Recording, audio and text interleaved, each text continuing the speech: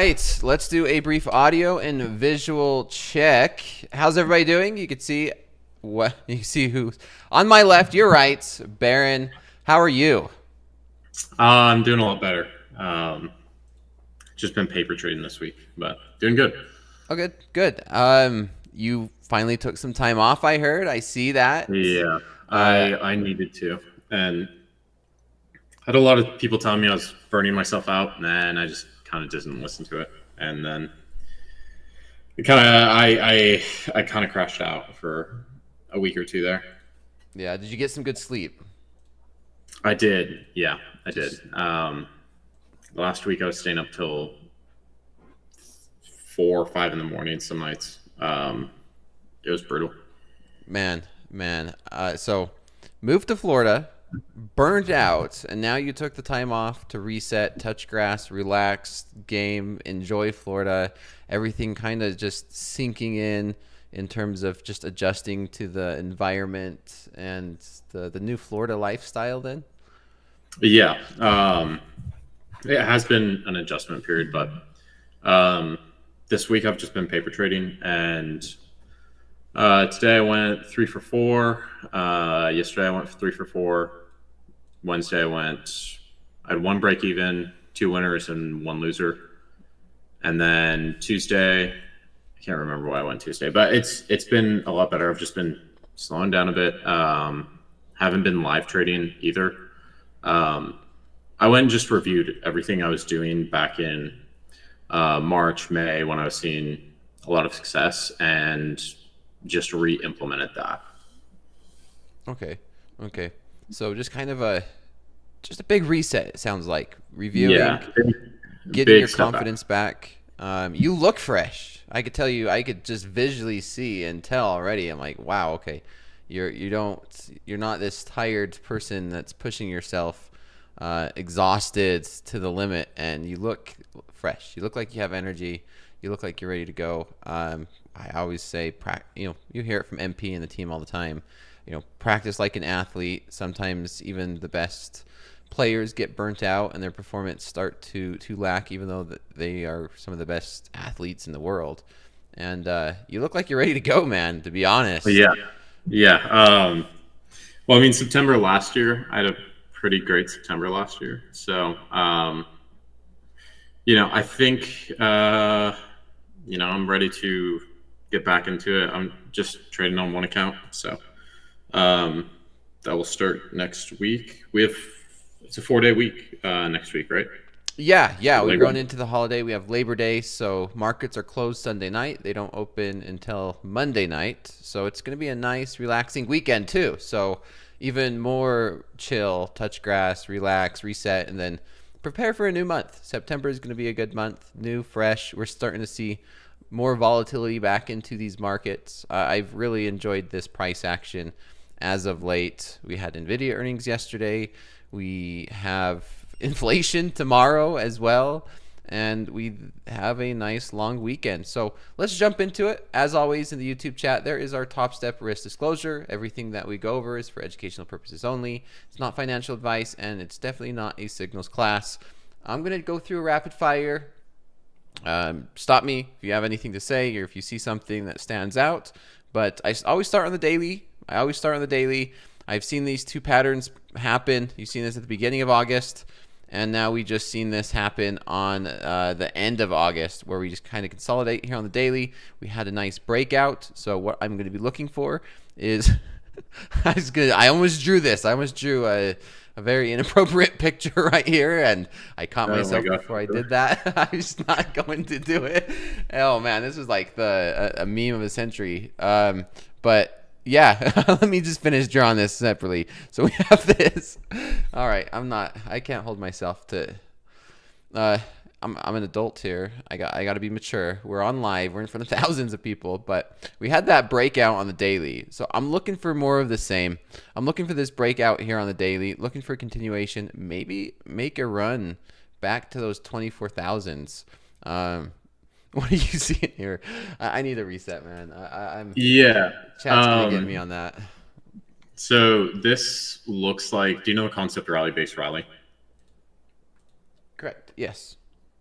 Yeah, so let me switch over to the daily.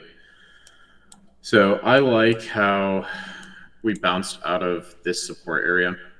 This does look like a, rally up, base out, and then continue to rally. So I think we do push those all-time highs.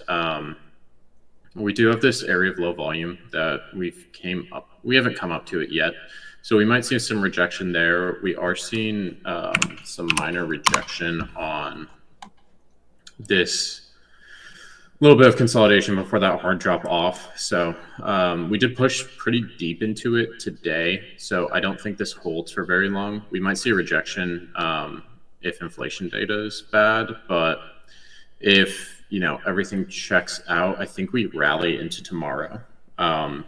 Usually 3-day weekends are pretty positive for the market. So I'm just looking for this rally to continue. I really like the space that we built, and then made higher lows on the hourly, higher highs as well. So yeah, I agree with you on that. Go ahead. I was just saying everything looks bullish to me. I'm aligned with you. Interest rates looking to start being finally cut. We are past NVIDIA earnings. That turned out to be positive. We had a very nice day today. And yeah, if inflation comes in line, maybe as expected or beats less than expected, then I could see us pushing. I mean, we're what, 2% from all-time highs? Is that what this is? How far away are we? We're not very far. Now 1.5 even. So we could get there tomorrow, to be honest. Like tomorrow. I mean, it's like 300 points. So I could see it, but I could definitely see it being potential to get there tomorrow. But I think we have to get through some resistance to get up there. But if we get through this area and this low volume node that we have on the daily time frame,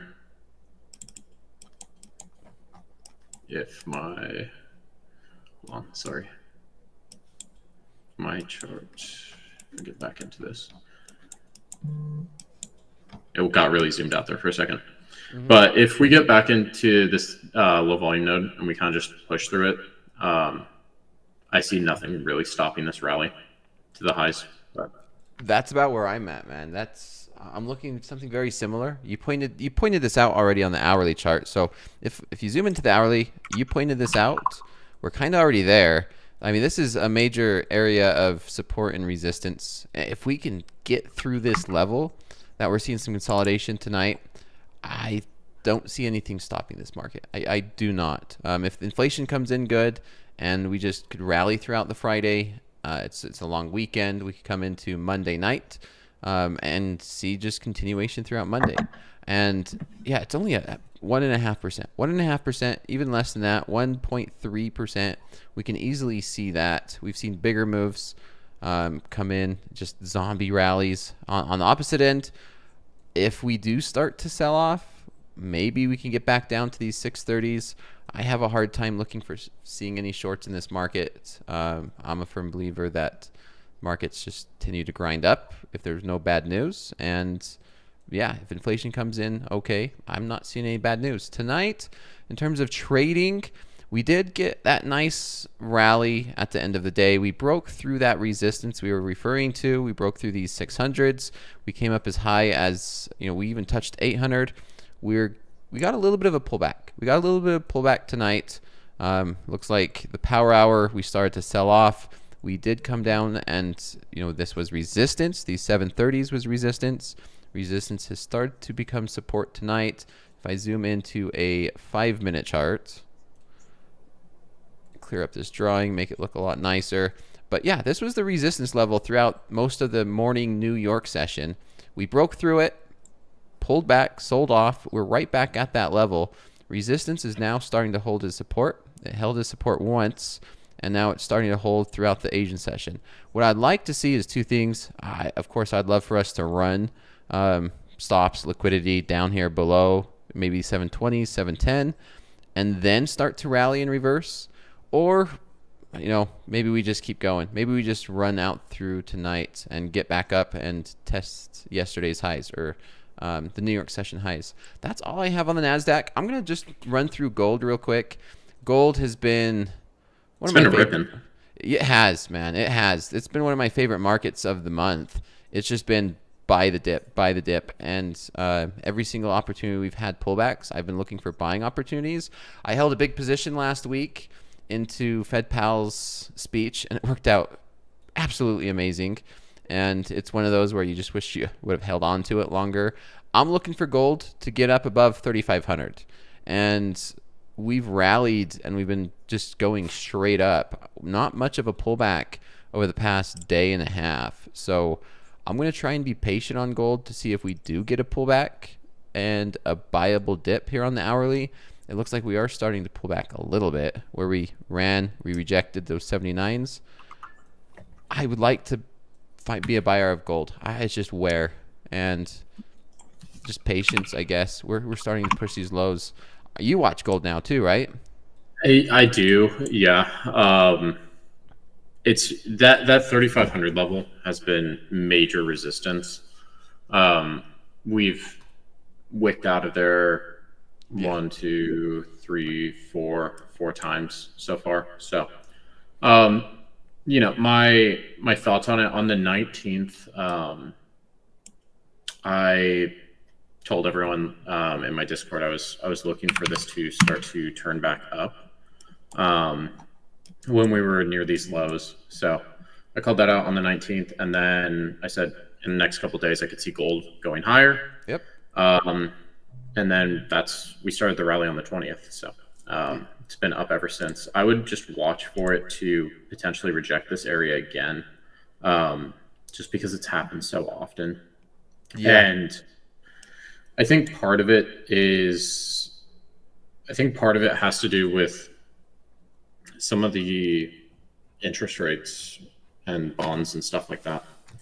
Yeah, typically gold rallies when we lower interest rates. And that's what we've seen going with Powell and that speech. And you're right. With hindsight, it's one of the simplest trades I've had this year. Is you buy the lows and sell the highs of this consolidation on a higher time frame. You're on that daily chart, and yeah, that's exactly what it is. These 35s to 3530s, I believe, has been the resistance, and then down there to those 3300s has been the support level. And when we get down to those lows, looking for buying opportunities. When we get up to those highs, looking for selling opportunities.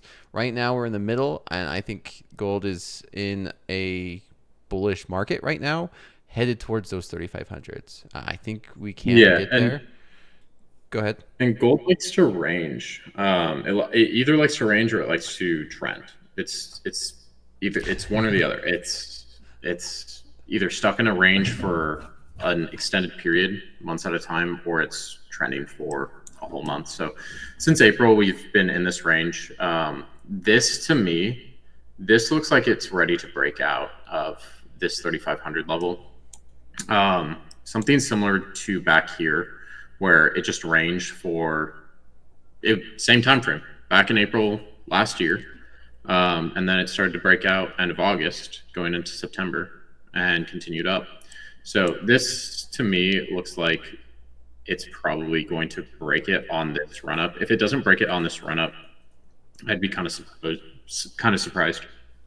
Yeah, it looks bullish. I think, now this is just my opinion. I did that top step risk disclosure. I think once we start seeing interest rates being cut, can be the fuel to gold's breakout. Once we start breaking out through those 3,500s, maybe the end of this year, maybe early next year, I think gold could start, dare I say this, making a run to 4,000. I'd love to see it. The question is, can we see it? Once we get to those 3,500s, then it's hard to buy it on a breakout for gold, because when gold does reject, it could get very violent and volatile, and it could sell off. But yeah, I'm waiting for a pullback. I'd like to see these pullbacks in gold to find buying opportunities, but my bias is gold is definitely to the long side, unless something dramatically changes. Even the funny thing is, gold's also an inflation hedge too, in a way. So I'm not seeing too much that could bring this gold market down right now. I'm just buying opportunities. We wait for the top of the hour. Maybe we could get a buying opportunity from there. But until then, it's just sitting on my hands waiting. I'd like for gold to return to these 34.69 tonight. If you guys tuned in last night with Coach Jay and I was long gold. I actually ended up buying gold near the lows. If you remember that one, here's the chart. Gold sold off last night, and I bought it right here at the 43s. And yeah, we know. Yeah, remember that fruit punch? You were there. Fruit punch was in the chat. How was that trade? Right? Worked out pretty well. Now I'm gonna look for something very similar to that setup. We've rallied a lot, actually. That's such a big rally. So I'm gonna look for something similar. Maybe we could push down towards these 68, 69s, find some type of reversal. Looking for a very similar one. Very similar. Until then, it's kind of a wait and see kind of game. I've been looking for. I mean, NASDAQ's not really doing anything either. Inflation tomorrow, so maybe we see kind of a quiet, slow markets tonight. Yeah, we also had we had a pretty nice trend in the overnight yesterday. So I'm not expecting too much from this overnight market. Nope, I'm with you, man. I'm with you. I'm going to go ahead and put some music on, and then we will be doing the strategy session. I updated you about the strategy session. We'll be doing that right at the top of the hour. I think we could just jump into it. I'm going to finish it up, have the documents basically complete. I'm going to do some examples and then get your opinion on it. It's very basic, straightforward. The strategy is not really based on like, yeah, this one is going to make you profitable or not. It's something very straightforward in terms of how a new trader is able to just start writing a strategy on paper and just put it in black and white, put it in a document, be able to adjust it. Now I know some of what you do, Baron, can be pretty in-depth when it comes to your analysis. So let me ask you this question. Do you have any strategies written in documents or on paper or a PDF somewhere? Yeah, I've got a few. I mean, it can go from I've made multiple strategies that are simple and straightforward, and I've also made strategies that are pretty complex. It really depends. I think it depends on the trader. I like to have a lot of things in my toolbox. I know some people like to keep it simplified. So, I've had a lot of students and each one likes different strategies. So I might pull some things from one, like a lot of it revolves around like one stat. Usually I tell people pick a core stat off Edgeful, whether that's the IB, orb, market session breakouts, market session correlations, opening candle continuation, some high percent stat, and then go down into entry conditions, whether it's low volume node, VWAP, EMAs, stuff like that. I mean, there's a pretty basic strategy with VWAP and EMAs that I found some people really love it, and when the markets are trending, it's very solid for trending markets. Okay, because you could. So you said you like to have a lot of tools in your toolbox. Do you base them off statistics? Do you base them off? You said something as simple as EMAs or VWAP. How did you originally start? Did you ever start into these markets with something simple or basic, or were you just diving in depth with those? Because I know I use a fib. I could use a fib every once in a while. I first started with fibs. I think fibs was the first thing I learned, really. And then I went into supply and demand, a little bit of order flow, not too much. And then I went through a bunch of ICT stuff for like a year. Didn't find any success with that. Okay. And then I went back to fibs, supply and demand. Then I found the IB, and then started incorporating more order flow in. And yeah, so I love fibs, volume, and order flow. That sort of stuff. My question to you before we start into the strategy session is why? Why do you love fibs? And yeah, why? I'm curious. I feel like they give you such good entries if you can properly identify, if you can get the correct fib. That's where it's tricky because it's a tool, so it's not always clear for some people. It takes a while to get used to them, I think. I've been using them for 3 years now, so I've gotten pretty good with them. But I've just seen so many fib reactions that end up working just beautifully, especially on gold. Yeah. No, I agree with you, man. So that's part of what I've implemented in the strategy session and the strategy I've been doing this week. Starting Sunday night, if you missed it, it's every single night. I've dedicated 30 minutes each and every night. Tonight's the final night here with Baron. We're going to go through this final and polished document. We'll talk about it, get Baron's input, do a few examples here on the charts. But before I do that, there in the YouTube chat, there is my my socials. Baron, you can always plug yours in whenever you want, but there is my Twitter and X, and my Instagram's pinned to the top. Let's do a hashtag slow markets. Hashtag slow markets right here before the top of the hour, and we dive into it. There's always some good ones. Traders are trading it up, whether it's, man, I've seen some good money put into some of these trader workstations that is pretty impressive. Those, I don't have too much put into this, but I mean, as a trader, that's kind of your home, right? It's your workstation. How much money would you put into a trader workstation? I listened to MP, and I just got 32-inch monitors. So got like a $1,500 PC, two 32-inch monitors, and then a nice chair, and that's pretty much it. Yeah, I mean, that's all you need. Honestly, I see some traders, all they have is a laptop, and that they're good to go. But then some of these are some amazing. I've seen like easily $20,000 in setups here, where like 2 computers, 4 or 5 monitors, a nice desk, the office. I'm like, man, I don't know if I could convince myself to put that much money into my workspace. But who knows? More monitors, more money. That's usually how it works, right? I don't think so. No. No. I've tried it. I have my setup here. I got my 4 monitors, and the only monitor I use for trading is this one that you guys see. I just use these 2 charts. It's on one monitor. The others are because I'm running a stream. I have OBS on one. I have a bunch of tabs like Twitter, Instagram, Discord, how we're communicating here, and then I have the YouTube and the YouTube chat on this other one. I could probably make it a lot more efficient, but yeah, I have the monitor space, so why not use it? Why not use it? I only have a laptop. Works fine because I'm always on the move. I mean, I could trade on my phone. I've been in some bad positions though trading on my phone. Yeah, trading on your phone gets a little tricky sometimes. Yeah, it does.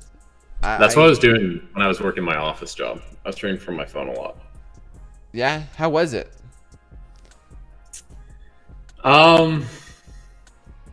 It was okay. It wasn't ideal, but we made it work. I got to a live account trading off my phone. So really? Okay. Did you do analysis anywhere else, or was it just? Yeah, I do it on my desktop. Like I'd have everything marked out on my desktop, and then it would just display on my phone. So okay, it was just more for like trade management from my phone. Or okay, I get that. Yeah, I do a lot of trade management on my phone where I'd place a trade after I'm in the trade, and maybe I go eat lunch or dinner, or I'm away from my desk. Then I will do the trades. I think the last trade I placed on my phone was when we were in that bar in Chicago. Oh yeah, I was fading you. Yeah, that was the last trade I actually executed on my phone and closed it on my phone. Man, it feels like it's been forever ago. That was just a few months, right? It was not too long ago, actually. Now that I think of it. It was April. I thought it was June. June. This year's been a blur. This year's been a blur for me. It's been a blur. Yeah, I know. All right, let's see this. We got about a minute, 2 minutes until the top of the hour. I want to see how gold reacts. And while I'm doing that, let me get these strategy documents set up. We'll dive into it. I haven't shared it with you, but it's pretty straightforward. You could see it when we're going through it. I'll do a summary before we start to polish it off. I've been doing a summary every single night, and it's all recorded. Let's take a look at. So give me a moment while I get this set up. Let me know if the music's too loud as well. I think it's good. Good? All right. Man, it always blinds me when I pull it up. Google Sheets does not have, or Google Doc does not have like a dark mode that I've been able to find. So it's just a blast. I trade in the dark, man. I'm a trader and I like it. Night. I've never understood people who trade. If you trade with white background on your charts, let me know. You're a different kind of animal. All right, let me get this set up. Gold is starting to sell off a little bit. If we get down to those 60s, I'm looking for a long. I know you said you've been paper trading. You said you've been doing really well this week, Baron. Have you been trading the Asian session or the New York session, or have you been able to dial that in anymore? I've just been trading New York, just strictly New York. Been a lot more patient with trades and setups. Yeah, I was over trading a lot, so okay. Just take a step back. Going forward, do you think you're just gonna like lock yourself out outside the New York session, or just not trade it? I think going into next week, yeah. Okay. Finding that success in the New York session and then focusing on that. I know for a period of time there, some of the VIPs from last season, they were finding really good success in the New York session, and sometimes they'll struggle during the Asian session, and then sometimes it will switch.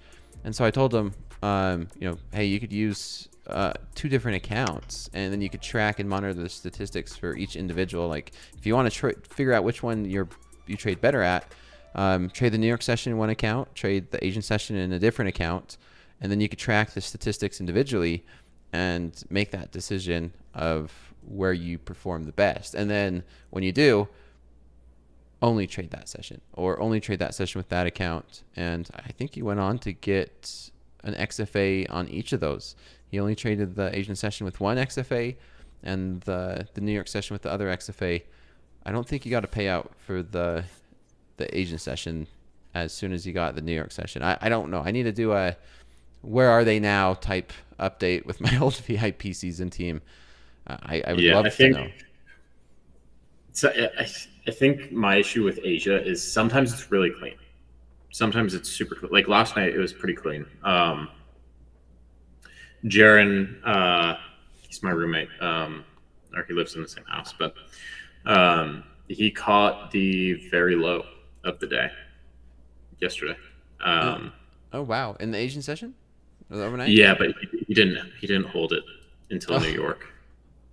And I was looking at it and I was like, I probably would have held that. I think I would have held it. But he called it out at 480, like in the 480 area. I think it was like 480, like right at the bottom. That's how I felt last night, man. I legit bought the bottom of the session. I bought 34, 42, 43, and I did not hold it. How do you you base yours off statistics, so it's a little bit easier for you to not always hold a trade, but when statistics are there, I will implement them. Sometimes it's just, to me, when you have these big news events, CPI, NVIDIA earnings, Microsoft earnings, Meta earnings, that sort of thing, there's certain patterns that you start to recognize where, like, after a major news event, typically the overnight, you'll have a pretty trendy overnight on some of these news events. So I've seen FOMC in the overnight, just like the day after an FOMC event, where it just trends 300 points through the overnight, opens up in New York, and continues to rip higher. So, yeah, I think it's really the context of the news event, I think. Okay. I mean, that's what happened with gold. Like, that's exactly what happened with gold. We caught a bid there, and it just did not stop. It has not stopped. We're getting that pullback in gold now. So I'm going to watch this. I'm going to continue to watch this. So let's get into this strategy session. I'm going to do a summary, and then I'm going to go ahead and ask your thoughts and your opinions on it, Baron, of just kind of, the structure, less of this will work, that would work, you should do this, more of just like the overall structure of writing a strategy down, comparing it to, you said you've done it, you have a lot of tools in your tool belt, so to speak, and what kind of format you've used to write your strategies down. So let's get to this. I've just called this one a pullback strategy. Straightforward, very simple. If you're brand new, I tell traders in the chat, like, don't follow this exactly, build your own. But all I did, this is just a Google Doc. I called it the pullback strategy. Went over the risk management, 150K account, $200 per trade. That's the max loss per trade. $1,000 daily loss limit, and then trailing it. For example, if you've made $2,000, the daily loss limit is now $1,000 in the money. So worst case scenario, you have a $1,000 profitable day.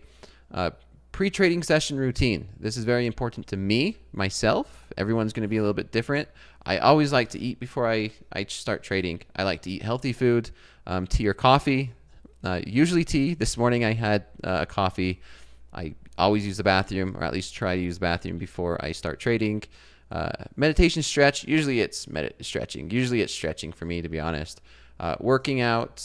It's usually going for a nice walk or jog, and then I'll shower, and then I'll check the news, watch the economic calendar, tune in TopstepTV with Hoag and Jay, just make sure I'm aware of all the planned events. Of course, we can't plan for, unplanned events or, tweets that just come out of nowhere that move these markets. Trading time frames I'm using, same ones I use. You guys see me here in slow markets, the daily, the 60-minute, and the 5-minute. The daily and the 60-minute, I just look for trending, like what's the trend, support and resistance. You see me and Baron, we both did that tonight on these higher time frames. But then I'll zoom into a 5-minute chart and I'll start to use technical patterns. I reviewed some of those patterns last night, and I'll use those for entries, exits, trade management, and an ATR, average to range, volatility. The markets, I'm restricting myself to only the NASDAQ and gold, and I will only trade those if it meets the volatility conditions. So I want NASDAQ on the 5-minute chart to be at least 15 points. And I want the ATR on gold to be at least 2. And then the conditions for a trending market, obviously, higher highs, higher lows. So this is a trending strategy. Doesn't work when the market's consolidating. Obviously, meets those ATR conditions. The trade setup, simple. It's a pullback, right? We want at least a 38%. Like I said, you could fine tune this to a fib number, but at least, so that could be greater than a 38% from the high. And I did a few examples. And then near or at support and resistance. The entry, once these conditions met, then the entry is you look for a technical pattern like a 3-bar reversal, a break of consolidation. Stop loss, simple. You have it at 1.5 ATR or above previous support and resistance. Take profit, basically the same. Trade management, you trail your stop at the next support and resistance on the 5-minute. You're scaling in, I can scale into 4 contracts, scale out, 2 contracts at the beginning of the support and resistance, 2 contracts you can leave as a runner. And then something that's just as important, the post-trade routine. I've stressed this a lot, Baron, in my own trading. I got freaking emotional Tuesday because it means a lot to me. There's a lot of outside stress that comes in life, and making sure that none of that gets into your trading is part of your pre-trading routine. So like before you start trading, the meditation, the structure, just getting into that routine and not letting the stresses of life, flow into your trading and you be stressed out. And then it's the same thing with post-trading. You don't want the stresses of your trading to affect your relationships, to affect your personal life.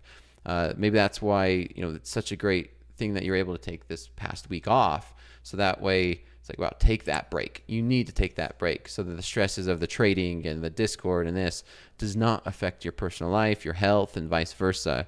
And then you feel so much better. That's the biggest thing that I've had to learn in my own trading. It's like biggest thing that got me from point A to point B and to find more consistency was to disconnect trading and my personal life. And it was very, very hard. It still is hard with my phone and managing a trade from my phone and being part of the community now with like my Twitter, my Instagram, and everything.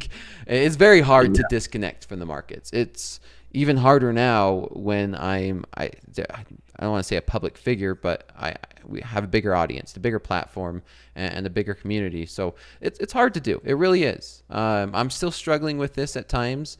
It's something I talked to Hoag with, was like, man, it's so easy. I don't want to say easy, but it's easier to trade off camera by myself than it is to do it on camera in front of tons of traders for this reason. So after I'm done trading, if I have a bad trading session, the first thing I do is go work out. I'm a boxer. I'd go spar, hit the heavy bag, let my anger out. There's been plenty of times where I've had a bad day and I just let it out. I just let it out.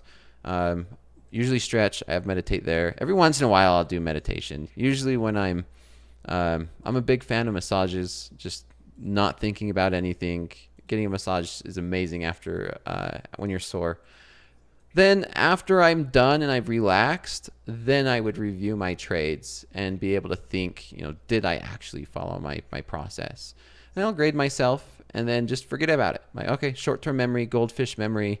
Tomorrow's a new day, and redo this over and over again. So the biggest two things that I have in my trading is this post-trading session routine and this pre-trading session routine. That is consistent, again, like with all of it. Everything else that you've seen in here, the trading time frames, market types, that's so customized that you could just, a variable. These are all variables, right, with different strategies, different market conditions. So what are your thoughts, Baron? I know you said you have a bunch of tools in your tool belts. How do you use yours? And what's your thoughts on it? Yeah. So I don't like to eat before I trade. Usually I don't eat till like noon or 1.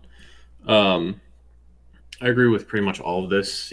Get some sun, relax a little bit, just going with a clear mindset. I think the end where we were talking about, scroll down to the bottom. Yeah.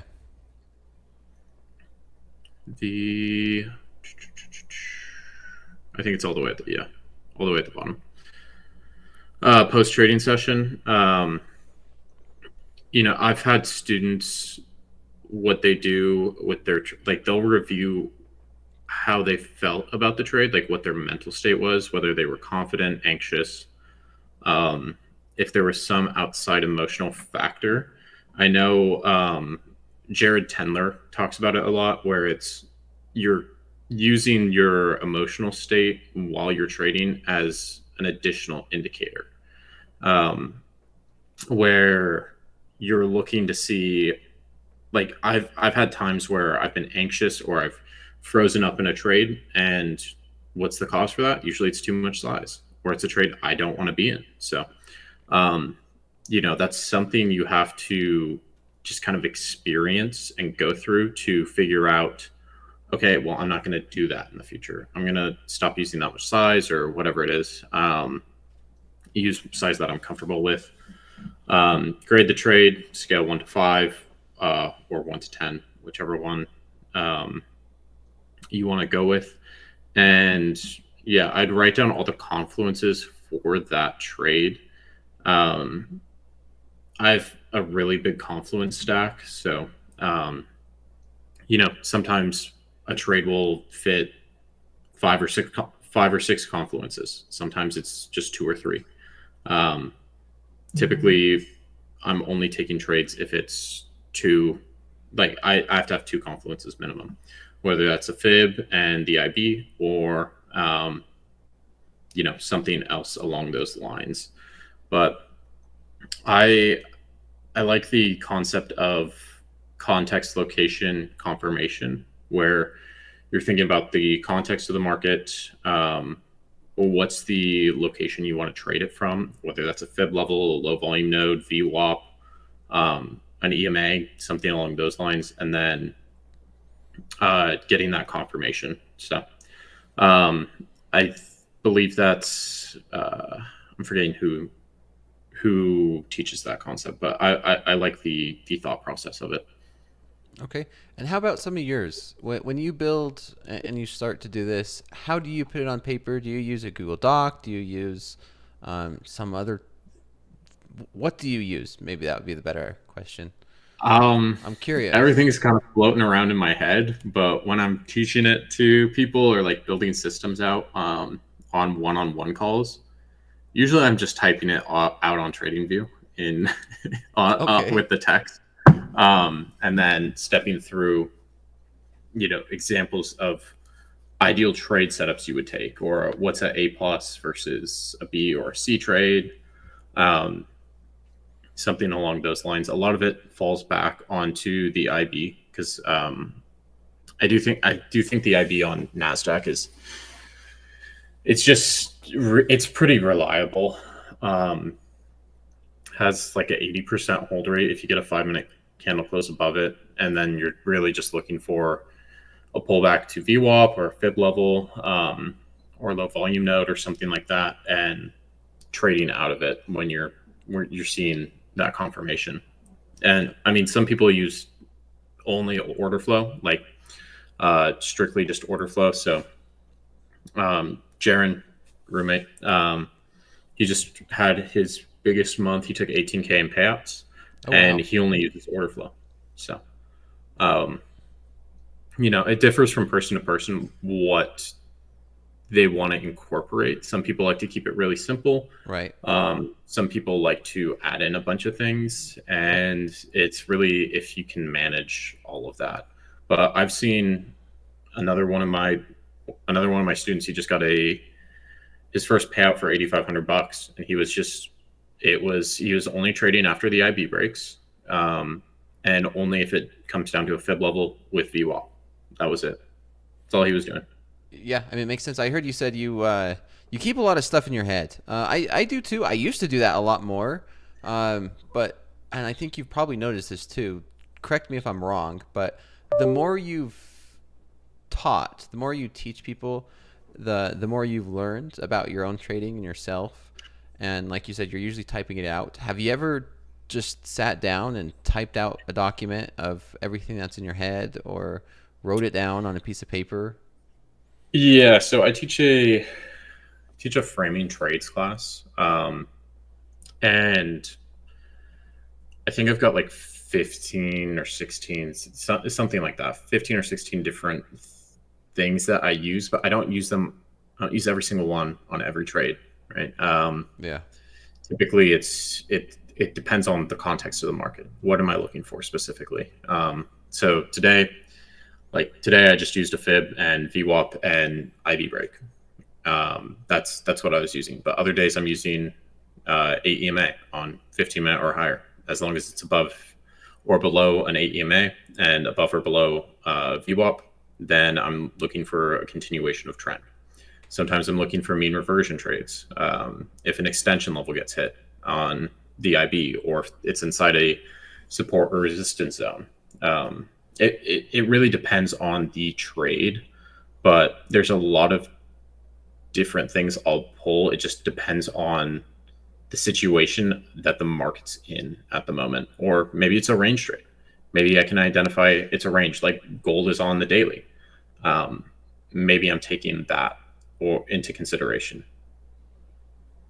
Okay. So, And you have quite a bit of experience, right? And so a lot of that experience has led for you to be able to identify these things and be able to follow maybe some type of process similar to this. For a new trader, if they're wondering how would you build a strategy, what would be your recommendation? Like, hey, I'm trading, I've never learned before, should I build a strategy? How should I build it? Wanting to do something either similar to this or one of your classes, like what is your view on that? I would keep it really simple. Start out with, I would just start out with the IB. It's a pretty straightforward concept, and it really helps with, I think a lot of people struggle with bias on the market. They struggle with the context of reading into what the market's doing and news and all of that. And I think with the IB, it gives you a guiding bias for the day. So I would just start with the IB and probably VWAP. Those two things are what I would learn first. If I had to go back, I'd learn VWAP and IB. And then I'd start to incorporate fibs, supply demands, and just start building out from there. I like it. It's not going to be like this one golden goose thing, but it allows traders, and I like that suggestion, just something simple. VWAP, IB, help determine direction. I know every day, even for me, even professional traders, even myself and yourself, Baron, the biggest part is just identifying what kind of market condition we're trading in. Like, is this a range day, right? Are we going to be breaking out? Are we trending? Identifying what condition we're trading in, and then being able to, find those opportunities in that market. So let's jump in. I'm going to go through a few examples on this. I'm going to answer some questions. So let's get to this. I'm going to have it on the side. Like I said, I've been going over this each and every night. They're all recorded here on Topstep's YouTube. Spent 30 minutes Sunday night, Monday night, Tuesday night, Wednesday, and tonight. It's been a full week going over this document, and here we are with basically the polished one. You could always, it's recorded, so you could replay this over and over and over again, make your own, copy it. I don't mind. That's the point of what I'm trying to do here on YouTube and for the community, is hopefully be able to provide some value and see traders be able to take this, not this strategy, but this idea of building a strategy, and maybe you take this and adjust it to yourself and make it work. I'm not sure. Of course, everyone's post and pre-trading routine or sessions is going to be unique to your own. Like you said, Baron, you don't like to eat before trading. I do. Maybe there's a lot of traders who do. I used to intermittent fast, and sometimes when you do that, my mental performance was a lot better. And so you'll be able to start to identify when you actually feel better about yourself physically, mentally, and then you could perform when you're trading. So let's dive into this market. My biggest, and we might see an example right here again tonight here in gold, because we are coming down very similar to what I'm looking for. Is we did the analysis on the higher time frame, the hourly and the daily chart, and we're getting a nice pullback here in gold. And guess what? I'm looking for a pullback of at least, 38%. So I'm just going to go ahead and measure this, pull out a fib, and say, we've came at least 38%, and then coming down to a level of support and resistance. Well, there's a nice level of support and resistance here at these 34.60s. It's a zone. The top of that wick is 71. We're kind of right there now. So this is now the zone where I can start looking for technical patterns, like a 3-bar reversal on a 5-minute chart, maybe some consolidation and then a break, maybe some type of double bottom. It's really up to you as a trader to identify that. And you could put that into the document as well. What patterns do you like to use? How do you identify that? Larry says it's very subjective, right? Very subjective. And I'm not going to say every strategy will be 100% mechanical or subjective. I think there's always a level of intuition to some strategies. Like, okay, do I want to look for that reversal here, or am I just going to just pass and wait for us to get pull back a little bit more? And so there's some fine tuning that traders must do in these different scenarios. And then also understanding, hey, tomorrow we have inflation data. There's also a 3-day weekend, and just like a quarterback or someone who, quarterback is a good example. You don't just run the same play every single time. You need to understand the context of the game, the situation, and so many different variables that could be happening in this market to overall come to a single conclusion to just click a button, which is crazy to think that. So this could be a good example, but I want to do the one from last night just because I traded it and it worked out so well. We did the same analysis last night. We started in the daily, the hourly, and the 5-minute chart. So I'm going to do just that so you could see a good example. So we started on the daily. The analysis on the daily from yesterday, that's where we were. Very similar to tonight's analysis. Looking for the market, gold to return to these 3500s. We just bounced off these 3360s, and we just broke through these 420s. We broke through some major support. We broke through, we pulled back, and we just started rallying again. So then I zoomed into an hourly chart, and sure enough, we seen higher lows, and it's a very bullish market, and we wanted to buy the dip, right? Very bullish. The market's trending. So we identified a trending market on an hourly chart, and then we zoomed into a 5-minute chart. Remember, if you missed last night, tune in. It was a really good one. And so we zoomed into a 5-minute chart, and we said, look, let's measure. Is this a 38% retracement? We measured from bottom to top. I think that was the top. And yes, we were right there at the 38%. We weren't exactly at 30%. We were very close to it. However, we were at a nice level that was resistance. So things were aligning very similar to what we're seeing tonight. We were at that 38%. We were at a level of support and resistance, just kind of what we went over on that document. And so we zoomed in, and if you watched that recording last night, I ended up getting in long on a 3-bar reversal in this level. And sure enough, we had the stop just below, 1.5 ATR below. And then the take profit, this is one where, man, I sure did wish I just had a runner and just left it on because it just kept going. So now we're in a similar situation tonight.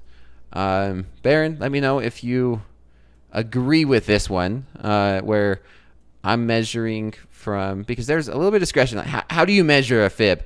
So I'd measure from this start of the rally either to the top of this one or to that. So I'd use that second one. You'd use the second one right there? Okay. Because I've seen people use this one, and I've also seen people use that one, and it does make a difference. Yeah, I would use that second one. Okay. Now, I agree with either. Either's fine with me, but yeah, from low point to high point, that makes sense. And yeah, we've passed 38%. So anything below that is valid to me. And once again, we're at a level of support and resistance. I'm considering this resistance. Resistance becomes support. So this very much can be a valid area to start looking for a long. So now I would start looking for technical patterns. 3-bar reversal. There's so many technical patterns. I don't know if do you use any technical patterns, Baron? No. Man. No. It's reading what price is doing. I don't know how to explain it. Okay. Like super clear. I'm typically looking for price to react at a fib level, a VWAP, or a low volume node. Okay. At least typically. So like fib reactions that I look for, I either look for consolidation or basing at fibs, quick reactions where it goes down to that level and it immediately moves away from it, or it comes back and does a retest of it. So I know exactly what you're talking about. You're looking at that. You're watching the price action, right? You're not basing it off of an exact 5-minute technical analysis, because a lot could happen in those 5 minutes too. Yeah. So some of it comes with experience. I got to be honest. There's a level of experience. There's that difference between, everyone says, you have the book smart, but then you have the experience.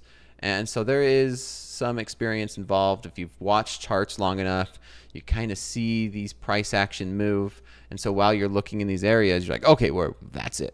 There's some big volume coming in or some buyers stepping in. And sometimes you can have an eye for it. As a newer trader, it might be a little bit harder, would you say? Yeah, I would say so. I did have one of my students. He started using a 100 tick chart. So he'll mark out a fib, and he'll look for a quick flush or a quick push up to that fib level, and he's looking for a gap to form on the 100 tick chart, and then for it to rip back through that gap. I like that. I like that. Man after my own heart. I love the 100 tick chart, and there are some little details like that. If you've watched it long enough, like you said, sometimes you could just identify price action if you've watched something long enough.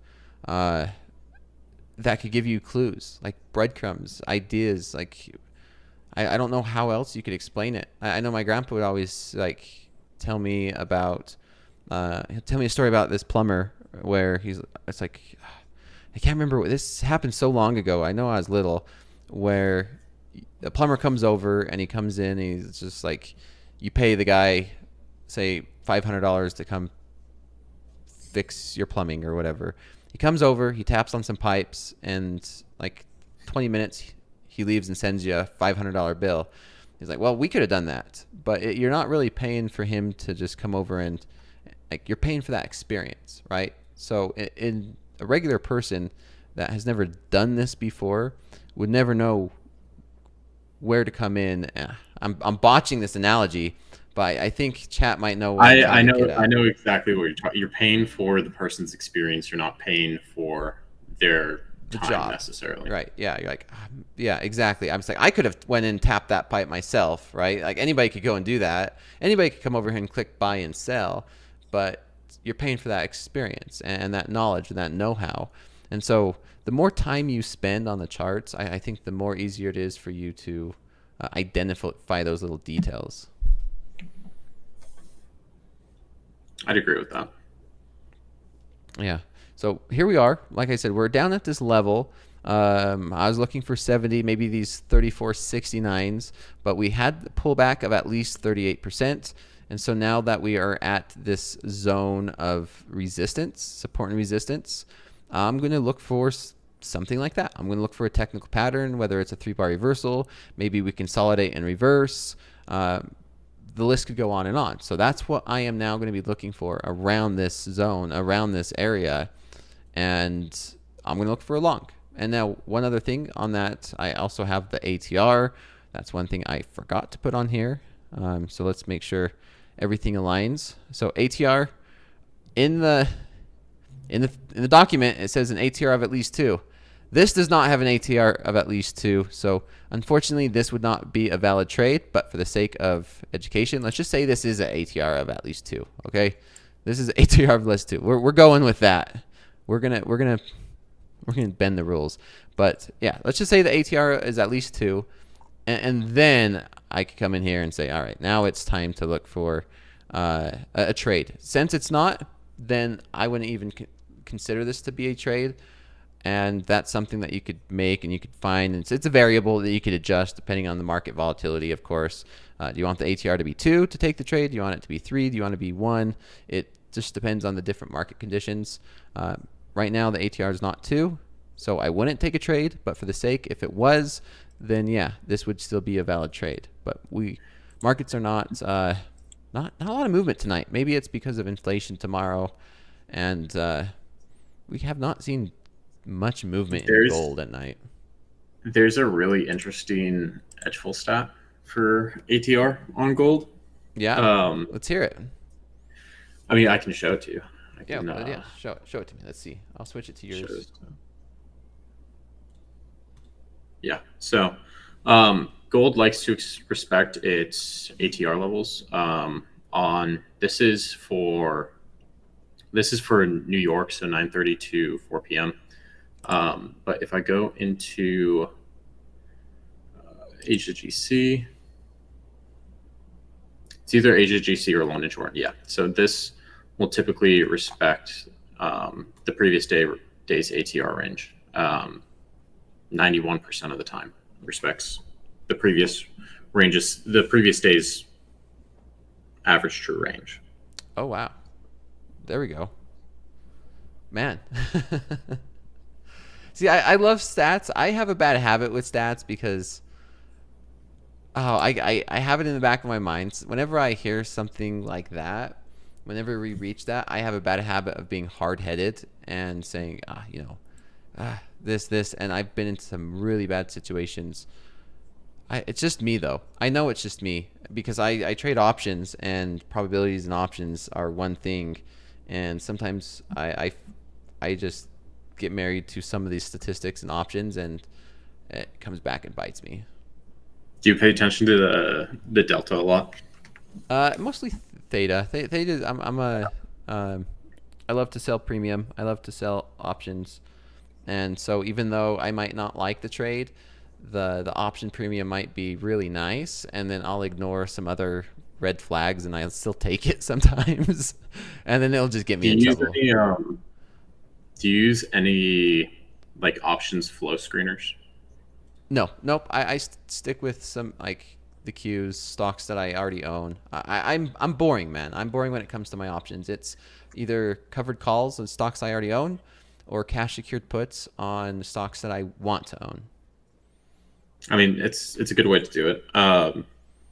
Seen some really interesting things with options flow data, especially on smaller stocks that don't get a lot of options volume traded on them. I had one last year. There's this company, KULR. There's someone who I think they were selling puts. They sold like $150,000 worth of puts on a penny stock. Okay. And like 3 days later, there was a news event where they started doing the contracts for SpaceX's batteries. So that stock absolutely ripped. I got like a 200% gain just on shares off it. Oh man, whoever bought those options are maybe never see them again. Retiring on an island that they own. Yeah. Well, I checked it. This year. Okay. And I mean, the stock's up to like $6, but at one point it was up to like 43. And I bought it for $1.50. Who needs meme coins when you got? I mean, that's the OG meme coins. Penny stocks. Yeah. Yeah. I remember some of the penny stocks that I used to play in was hemp. There's a lot of hemp and marijuana stocks back when. Yeah, that was a whole thing. Diva, stuff like that. Yeah. Yep. Hemp was one of them. Yeah. Man, that's bringing back some memories. It's been a while since I've dabbled in penny stocks like that. I think you're still on my screen, Dakota. Oh, okay. Let's. All right, we'll switch it back to mine. All right, there you go. So anyway, yeah, looking for just something like that. I mean, here's a good example. I'm in a practice account. I want to make sure I'm in a practice account before I place this. But yeah, we rejected those 70s. We did get down to 69.5. So if this ATR was at 2, then I would be okay with getting into a trade like this. My stop loss, I would either have at 1.5 ATR. So 1 ATR would be 2, 1.5 ATR would be 3 points right there. And then take profit would be, it's just a nice 1-to-1, or the variable is or at support and resistance. I'd look to maybe even get into 2 contracts, right? 2 contracts where, and it said even scale into 4 if valid, and then I'll look, and so let's see this. I like that rejection of those 69, and if we do break back above 71, 972, I'd probably scale into another 2. Like I said, this is only an example. The ATR really is not at 2, so this really wouldn't be a trade based on that strategy, but this is purely for example. That's why it's in a practice account. Yeah, hemp, TLRY, LGVN. I need to go back and check my old penny stock portfolio to see what if I would have held it over it's been like 10 years. Yeah, it's been 10 years. There's a thing in crypto where it's that's like there's a website where you can check how much profit you lost out on for specific coins. Really? Where it's like the woulda, coulda, shoulda calculator? Yeah, it's like you paper handed this much money, and I've seen some people where it's like they paper handed like $20 million. Oh, who would want to go see that? That makes you. And then the next one, they're not gonna want to follow their they're gonna go for it. And then they're gonna lose their money on it. Yeah, then they're gonna not take profit when they're up like 100,000, and then they're gonna lose it all. Oh, could you imagine? That's like how many people that owned like Apple or Nvidia or some of those major stocks, and then sold it for a good profit, but then has to look back and see all that. I bought Nvidia in 2017. I sold it in 2019. Yeah, you made a good profit though, right? Made some profit. It could have been a lot nicer. Okay, my biggest one. It happened. Oh, I think it was 2020. 2020. I have an account. It's just a play account where I just have not like YOLO trades, but I'm a lot more risky with options. I plug power, hydrogen power. I think it's hydrogen. Plug power. Plug was the name of the ticker, and I bought a ton of calls at $11 per share, and it shot straight up to $25, and it was like $250,000 overnight, and then I held on to it, and then it pulled back down to like $19 a share. I sold it. I still made like 100 and something thousand. And I checked back in a week, and it was pushing $40 a share. And I'm like, no way. And then I was the Deegan who was, I was shorting GameStop during the pump, and it ate my shorts, man. It ate my shorts alive, because I was the one shorting GameStop as we were breaking into $150 a share. I'm like, okay, yeah, we're not going to go higher than 150. And I started seeing, I'm like, I'm just gonna buy some puts here. Wrong. I put all that money into puts on GameStop, and it just kept going higher. Yeah. Ripping up. I had 0 DTE calls on the day back in April when Trump announced that they were like pausing tariffs or whatever. Oh, okay. And I literally sold them 30 minutes before he announced it, because I had to teach a class. And I was like, I don't want to monitor this position, because I had like $5,000 in calls, and I was like, I just want to get out of this, because I don't want to have to monitor it while I'm teaching. And everyone, like, I'm teaching the class, and everyone's like, look at the market. I'm like, oh God. I go on my finger stroke and I check it, and it's like, I just paper handed like 120 grand or something. The stories, yeah. Oh man, you don't become a full-time trader without stories like that. I'm sure there's always someone has to have stories. I'm sure Hoag and the team have stories like that. I mean, I'm still gonna have fun stories like that, because I still have an account where I do crazy stuff. Not crazy, but more. I wouldn't even say risky. Higher risk. Yeah, higher risk, where it's like, okay, I have $20,000. I'm going to buy $20,000 worth of, uncovered calls on some very volatile stock, and hold it for like a week or two. So things like that, I still do every once in a while. I'm net negative on that account, so I don't know what you want to call that. I'm not a good Deegan or Degen or whatever. I'm not good at that. I'm not good at that at all. When you're buying naked calls or naked puts, just naked options in general, what time frame are you buying them for? Are you buying 0 DTEs? Are you buying 3 DT? I like weekly. Well, it depends on the situation. Usually it's less than a week. Because I know Theta is just going to eat it up. I've never done a 0 DTE. Or out of the money? Oh, it's out of the money. Definitely out of the money. Okay. Well, maybe definitely. maybe if you bought at the money, it might work a little bit better. Man, the leverage isn't there though. Out of the money, you just get that. I remember waking up and watching GameStop.